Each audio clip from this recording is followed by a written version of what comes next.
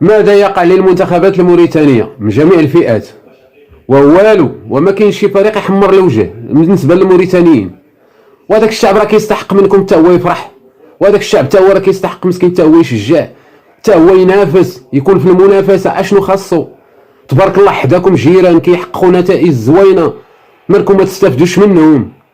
من وراء فشل من جميع الفئات، يعني خروج مبكر من إقصائيات كأس العالم، فشل في الوصول إلى نهائيات كأس إفريقيا، فشل في تجاوز دور المجموعات في كأس إفريقيا للمحليين، مغادرة كأس العرب من الملحق، فشل المنتخب الناشئين في الوصول إلى كأس إفريقيا، تراجع مستمر للمنتخب الموريتاني في تصنيف الفيفا، وخسارة أمام منتخبات غير مصنفة. هذا هو المنتخبات الموريتانية. يعني كنتمنى نشوفوا واحد التنافسية، نشوفوا واحد المنتخبات الموريتانية اللي الصراحة تستحق داك الشعب حتى هو ينافس، تستحق من داك الشعب حتى هو يكون حاضر، يكون حتى هو في جميع الفئات، حتى هو كينافس، على الاقل بعدا يكون مشارك.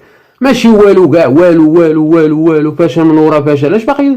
بدلوا التشكيله كامله، جيبوا منتخب وحطوا منتخب، يعني ما خصكم والو، تبارك الله كلشي متوفر عندكم.